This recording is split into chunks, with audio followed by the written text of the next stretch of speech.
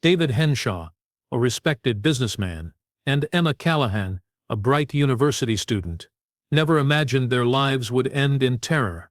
But in the shadowy streets of Liverpool, their deaths marked the beginning of a chilling series of murders that would shake Merseyside to its core.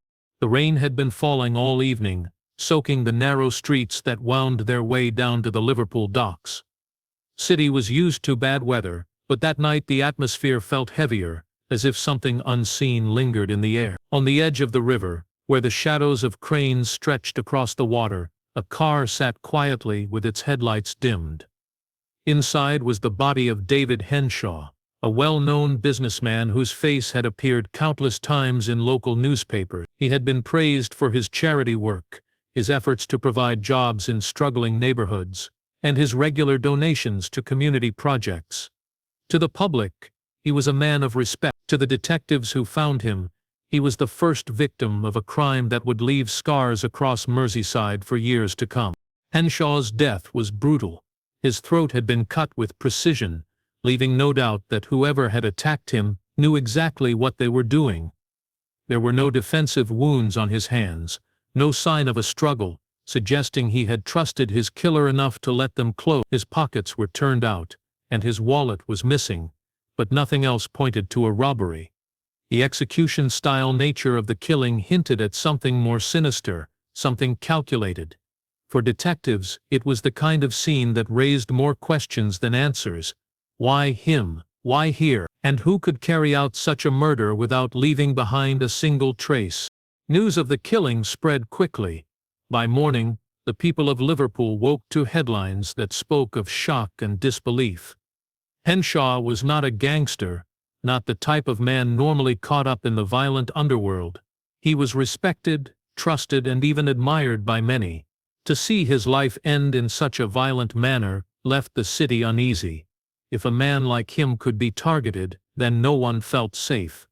Reporters crowded outside his offices, neighbors whispered in fear, and the police tried to keep control of a narrative that was slipping away from them. The location of the murder added to the mystery. The docks had long been a place of shadowy dealings, a gateway for smuggling and crime, but also the lifeblood of the city. To find Henshaw there suggested a hidden side to his life, a connection he had kept from public view. Detectives worked tirelessly, tracing his last known movements. He had attended a meeting earlier that evening, one that ended hours before his body was found. Colleagues said he had been in good spirits, planning new ventures, talking about expanding his work. Nothing gave the impression that he was a man marked for death. Yet, as officers scoured the scene, they discovered one detail that would haunt them. On the passenger seat, placed neatly as if left on purpose, was a small silver coin. It didn't belong in the car, nor did it match anything Henshaw was known to carry. At first it seemed insignificant, but in time it would become the signature of a series of murders that shook Merseyside to its core. The first night of blood had passed, but for the people of Liverpool, it was only the beginning. 2 weeks after the death of David Henshaw, Liverpool was still trying to come to terms with the shock. People gathered in pubs, on street corners, and in offices, speaking in hushed tones about how a man so well known could have met such a violent end. The police urged calm, insisting that they were usuring strong leads, but behind the scenes the investigation was already faltering. Forensic results revealed little, and though detectives interviewed dozens of people connected to Henshaw, no clear motive emerged. The silver coin found in his car remained an oddity, treated almost like a curiosity rather than a clue. That was until a second body was discovered, and suddenly the coin became the focus of everything. Emma Callaghan was a 22-year-old university student, with her whole life ahead of her. Bright, ambitious, and admired by her friends, she had no ties to the criminal world. She was last seen leaving the library late one evening, walking the short distance to her flat in Toxteth. When she failed to arrive home, her friends grew worried, and within hours she was reported missing. Days later, her body was found in an abandoned terraced house, one of many left derelict after years of decline. The scene was disturbing in its cruelty. Emma had been strangled, her body left carefully arranged in the middle of the room, as if her killer wanted her to be discovered in that exact way, and placed neatly beside her hand was a small silver coin. The discovery of that coin changed everything. It was no longer an isolated murder. The police began to speak of a possible connection. But the press were faster, dubbing the unknown killer the coin killer. The name stuck immediately, splashed across front pages and whispered in conversations across the city. The thought that a serial killer could be stalking Liverpool filled people with dread. Streets emptied earlier in the evenings, women walked home in groups, and parents grew fearful for their children. The city, already scarred by its struggles with drugs and gang violence, now had something darker to fear. Someone who killed without reason and left a chilling signature behind. For detectives, the case grew even more complex. Unlike Henshaw, Emma had no enemies, no hidden business connections, and no reason to be targeted. Her death appeared random, senseless, and cruel. Yet the presence of the silver coin tied her fate to his. Investigators combed through her life, questioning friends, family, and classmates. They found that she had volunteered at community events, helping local charities and occasionally assisting with fundraising dinners. It seemed unremarkable, the kind of thing many students did. But when detectives learned that one of those events had been hosted by none other than David Henshaw, the pieces began to shift. The murders were no longer random. The victims had crossed paths, however briefly. As this revelation surfaced, fear deepened. If two people from such different walks of life could be linked and killed, who else might be next? The streets of Toxteth, already tense from years of hardship, now pulsed with suspicion. Everyone watched their neighbors, wondering if the killer was someone they passed every day. For the police, the silver coin had become more than a clue. It was a taunt, a calling card left by someone who wanted to be remembered. And as the investigation stumbled forward, the people of Liverpool braced themselves for the possibility that the killer was far from finished. Liverpool had lived with crime for generations, but what was happening now felt different. The murder of David Henshaw had rattled the city, but with the death of Emma Callaghan, panic began to seep into everyday life. The press fanned the flames, printing bold headlines that spoke of a coin killer stalking the streets. Newspapers sold out before midday, and television reports replayed grim images of the crime scenes. Each story seemed to sharpen the fear, painting Liverpool as a hunting ground for a ruthless predator. Ordinary routines changed. Streets that once bustled with late-night energy grew quiet. Pubs closed earlier than usual, and students who once walked freely across campus now traveled in groups. The city had slipped into a state of constant unease. Detectives worked around the clock, but progress was painfully slow. Teams pored over CCTV footage from the docks and Toxteth, searching for a shadow, a car, or any clue that might place the killer near the victims. They followed countless leads, sightings of suspicious men, rumors of gang feuds, whispers of revenge, but each one fell apart under scrutiny. Behind closed doors, investigators argued bitterly about the direction of the case. Some believed the killings were personal, tied to old debts or secrets. Others insisted the silver coins marked the work of a deranged individual feeding off the city's fear. The lack of clear answers left frustration growing, both inside the task force and among the public. Then came the first real thread of connection. As detectives combed through Emma's past, they discovered her name listed on volunteer records for a fundraising event held the previous year. The event had been organized by David Henshaw, the very man whose body had been discovered by the docks. It was not the kind of link anyone expected, but it was undeniable. Emma had helped run the registration table that night, greeting guests as they arrived. On paper the connection seemed thin, yet in a case that had offered little else, it became the first true link.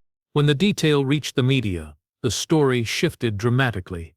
No longer were the victims viewed as strangers drawn together by chance. Instead, the killings looked deliberate, purposeful.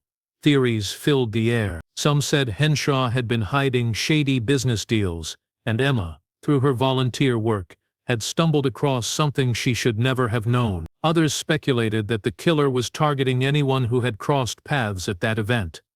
A list of potential victims quietly shrinking one by one. The thought sent ripples of fear through the city. People who had once attended Henshaw's gatherings began to look over their shoulders, wondering if they too might be marked. The police faced mounting pressure. Politicians demanded results, families begged for answers, and newspapers criticized every misstep. Yet the investigation remained fragile, teetering between possibilities. The silver coins, once dismissed as a curious detail, were now viewed as the killer's unmistakable signature. They carried a message, though no one could decipher what it meant. For Liverpool, the fear grew heavier with each passing day. It was no longer a question of if the killer would strike again, but when, and who would be next. Detectives knew they had stumbled onto something bigger than a coincidence.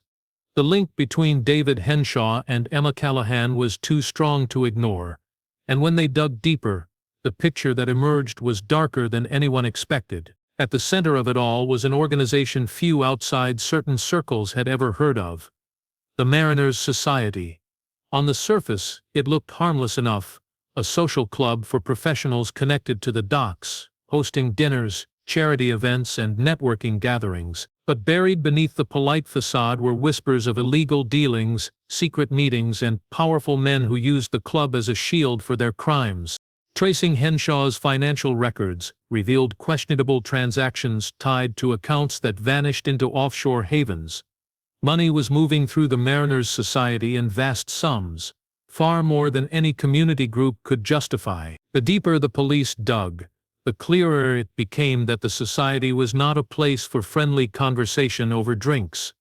It was a hub where arms shipments were arranged, smuggling routes planned, and dirty money laundered. Henshaw, for all his image as a respected businessman, was not merely a benefactor of the community. He had been profiting from a criminal empire hiding in plain sight. The revelation changed the way the murders were viewed. Suddenly, the silver coins seemed less like the random token of a deranged killer and more like a message. Whoever was responsible for the killings was sending a warning, carving fear into the city while striking directly at the society. But why had Emma Callaghan been chosen? She was not a criminal, nor a member of the group. Yet as investigators combed through her volunteer work, they discovered she had once been tasked with handling guest lists and donation envelopes for a Mariners' Society charity night. She would have seen the names, perhaps even overheard conversations that were never meant for her ears. Innocently or not, she had brushed against a secret powerful enough to cost her life. The detectives struggled with how much of this to reveal publicly. Admitting the existence of the Mariners' Society risked exposing a network of influence that reached into business, politics, and even law enforcement. The task force found themselves blocked at every turn, files disappearing, and leads quietly dismissed. It became clear that someone high up wanted the society's name kept out of the headlines. This only deepened suspicions that Henshaw had not been the only one with blood on his hands. Among the investigators, a grim theory took shape. The murders were not the work of a lone killer at all, but a calculated series of strikes carried out by enforcers within the society or those aligned with it. The coins could be a symbol, a marker used by the cartel behind the scenes to send a message to anyone thinking of betraying them. If Henshaw had been punished for greed, and Emma silenced for knowing too much, then others could be next. For the first time, detectives began to see Liverpool not just as a city under threat from a serial killer, but as the battleground of a hidden war between powerful men determined to protect their empire at any cost. Mark Riley was not the kind of man who drew attention to himself. A dock worker by trade, he spent most of his days unloading cargo and his nights drinking quietly in backstreet pubs. He had no family to speak of, few friends, and kept to himself in a city where silence often meant survival. For years he had blended into the background of Liverpool's working class, a man invisible to most. But when forensic investigators discovered traces of Emma Callaghan's hair fibers inside a van registered in his name, that invisibility vanished overnight. Suddenly, Riley was at the center of a storm that threatened to engulf him. His arrest was swift and public. Newspapers splashed his name across their front pages, branding him as the likely coin killer. Neighbors who had once nodded politely at him now claimed he had always seemed odd, too quiet, too detached. The city, desperate for answers, began to believe that the nightmare might finally be over. Yet beneath the surface, the case against Riley was far from certain. The hair fibers were real, but they proved only that Emma had been inside the van at some point, not that Riley had killed her. Still, the circumstantial evidence was strong enough for detectives to dig deeper into his life. What they uncovered painted a troubling picture. Riley was no stranger to violence. In his younger years, he had fought in underground boxing matches, brutal affairs where men exchanged blows for money in warehouses and basements across the city. The fights were unsanctioned, often overseen by criminal gangs who used them to settle debts or recruit enforcers. Riley had gained a reputation for his ferocity, a man who never backed down no matter how badly he was beaten. Though he eventually walked away from that world, the scars it left behind, both physical and psychological, never truly faded. Investigators soon connected Riley to members of the Mariners' Society.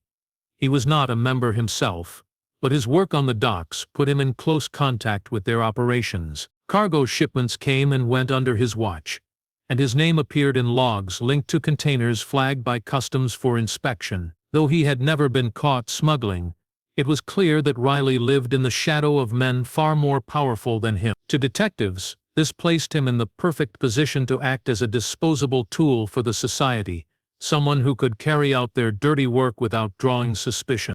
When Riley was questioned, his response shocked the investigation. Rather than deny everything, he admitted his past connections to the docks and the fights, but insisted he had nothing to do with the killings. He claimed he was being set up, framed by men with influence who wanted a convenient scapegoat. His story seemed desperate, the kind of thing suspects often said, but parts of it rang uncomfortably true. The suddenness of the forensic discovery, the ease with which his van had been linked to Emma, and the pressure from above to close the case all suggested that Riley might not be lying. For the police, this left a troubling dilemma. If Riley was guilty, the city could finally breathe a sigh of relief. But if he was telling the truth, then the real killers were still at large, protected by layers of power and corruption. And while Riley sat behind bars, the streets of Liverpool remained restless, haunted by the possibility that the next coin had already been marked for someone else. The city of Liverpool was beginning to realize that the nightmare was far from over. Just as the police prepared to interrogate Mark Riley further, another body was discovered, this time in the shadowy area of the Mersey River near the old shipyards. The victim was a man with a reputation in the local underworld, a known enforcer for a rival gang who had been involved in the city's drug and smuggling operations. His body had been dumped in the water, washed against the dock walls as the tide carried him downstream. And there it was again, unmistakable and chilling, a small silver coin carefully placed beside him. The signature of the killer had returned, even while Riley was in custody. The revelation sent shockwaves through the investigation. If Riley was behind the first two murders, how could this third have occurred while he was locked in a holding cell? Detectives were forced to reconsider everything they thought they knew. It was no longer plausible that a single man was responsible. The precision and planning suggested someone, or some group, was orchestrating these killings with terrifying control. Riley, who had seemed a likely suspect, now appeared to be a pawn in a much larger game. The discovery of the third victim added another layer of complexity. The man had enemies, and his death could easily have been dismissed as gang-related violence. But the silver coin tied the murder to the previous killings, making it clear that this was no ordinary crime. Someone was sending a message, and the method was deliberate, calculated, and designed to instill fear. Liverpool's residents, already on edge from the first two murders, now faced the unnerving reality that the killer, or killers, were working with precision, targeting victims who were seemingly unconnected yet marked by the same terrifying signature. For the detectives, the challenge became understanding the pattern. They re-examined the connections between all three victims and discovered subtle, almost invisible links. Henshaw's financial dealings through the Mariners' Society, Emma Callaghan's volunteer work at his charity events, and the gang enforcer's past involvement in dock shipments all intersected at one point or another. It was becoming increasingly clear that the murders were not random acts of violence, but carefully chosen strikes, each serving a purpose. Someone was eliminating threats, witnesses, or perhaps anyone who could compromise a hidden network operating silently within the city. The city's sense of security eroded further as rumors spread. Locals whispered that the killings were part of an organized campaign, a war fought in silence by people powerful enough to avoid detection. Fear took hold, particularly among those who had connections to the docks or to the Mariners' Society. People who had once felt safe walking the streets alone now took long detours, avoided certain neighborhoods, or stayed inside after dark. Even law-abiding citizens felt the chilling reality that a hidden force was manipulating events around them.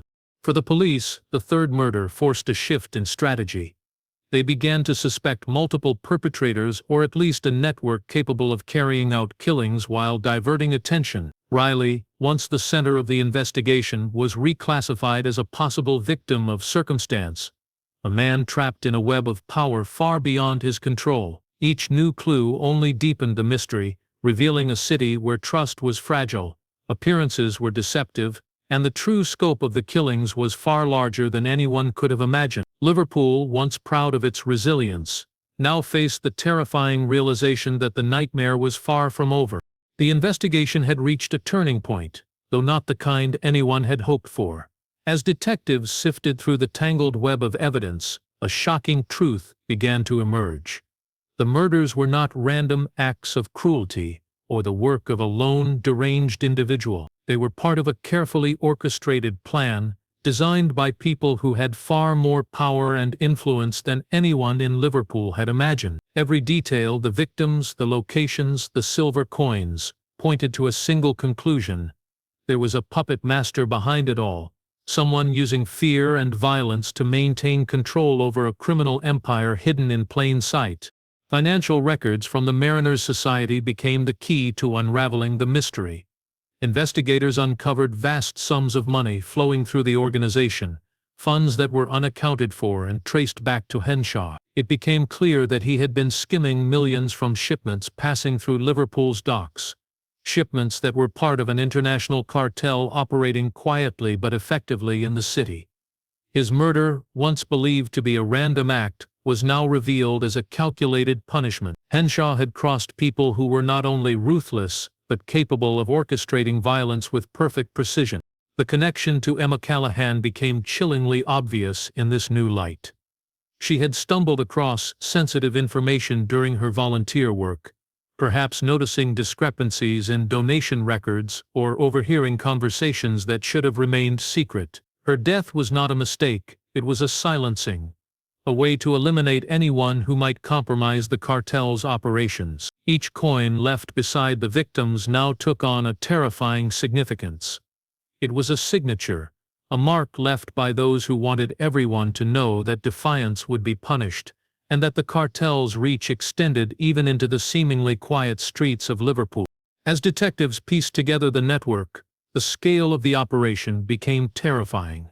Riley, the dock worker, had been nothing more than a disposable pawn. His arrest had been convenient, a way to create the illusion of progress while the real killers remained free. The third victim, the gang enforcer, had similarly been removed because he had knowledge that could threaten the cartel's operations. The killings were strategic, aimed at controlling information and eliminating anyone who posed a risk to the organization's profits or secrecy. For the people of Liverpool, the revelation was both shocking and terrifying. The notion that an international cartel could operate in their city, invisible yet deadly, shattered the sense of normalcy they had clung to since the first murder. Families worried about their children, residents feared walking the streets at night, and the police were acutely aware that the masterminds were far beyond their reach. The coins, once seen as a curious or symbolic detail, were now understood as a deliberate psychological weapon, designed to instill fear, establish dominance, and remind the city that no one was untouchable. By the time detectives fully understood the puppet master's identity, it was already too late to confront them directly. The operation had been too well hidden, its leaders too powerful and insulated. The murders ceased as suddenly as they had begun, leaving Liverpool with more questions than answers. The city was left to grapple with the chilling knowledge that a hidden network of violence had existed within its midst, capable of striking with precision and vanishing without a trace. The legacy of terror was cemented, a reminder that power and fear often lurk in the places we least expect. In the aftermath of the shocking revelations, Liverpool struggled to return to normal. The murders had stopped, but the city remained haunted by what had occurred. Families of the victims were left with grief that had no closure, their questions unanswered, and their sense of security shattered. The streets once again buzzed with life, but underneath the surface, tension lingered like a shadow that refused to leave. Every time someone noticed a stranger lingering too long or a vehicle parked too close, the memory of the silver coins returned, a chilling reminder of the unseen threats that had once stalked the city. Mark Riley, the dock worker who had been caught in the center of the investigation, was eventually released. With no evidence tying him to the murders, he walked free, but he did not return to a normal life. Friends who had once known him claimed he disappeared weeks later, vanishing as mysteriously as the murders themselves. Some whispered that he had fled to protect himself, while others feared he had been silenced before he could reveal what he knew. His disappearance only added to the city's unease, leaving Liverpool with the feeling that justice had not been served and that the real forces behind the killings remained untouched. The Mariners' Society, once a quiet social organization, became a name spoken in fearful tones. Rumors suggested that its leaders had quietly withdrawn from public life, their influence undiminished but hidden behind layers of secrecy. For law enforcement, the case left bitter frustration. The true masterminds of the murders had never been caught. Despite months of investigation, interviews, and forensic work, the people responsible for orchestrating the killings had vanished into obscurity. It was a stark reminder that power and violence often operated beyond the reach of the law. The silver coins, once a mysterious signature, ceased appearing. Their absence, however, did little to soothe the city's collective anxiety. Citizens were left with the memory of their presence, a symbol of the terror that had gripped Liverpool and the calculated precision of a criminal network that could strike at will. Murders that had once seemed isolated now formed a pattern in the minds of residents, a dark narrative that refused to fade. Parents warned their children about strangers, neighbors watched each other more carefully, and the streets of Toxteth and the docks were forever marked by the invisible hand of fear. In the years that followed, the story of the murders became part of Liverpool's history, recounted in documentaries, books, and news articles. Tourists visiting the docks might hear whispers of the coin killer, though few understood the true depth of the conspiracy that had lain beneath the city's surface. The case became a cautionary tale. Appearances could be deceiving, and behind the most ordinary facades, unimaginable danger could exist. Liverpool had survived, but it had been changed. The city that once prided itself on resilience now carried a lingering awareness that violence and corruption could creep into the most unexpected places. The murders that had shocked Merseyside remained an indelible mark, a legacy of fear, power, and unanswered questions. For the people who lived there, the lessons were stark. In a world where control and secrecy could dictate life and death, safety was never guaranteed, and evil could operate quietly, just beneath the surface, waiting for the right moment to strike again.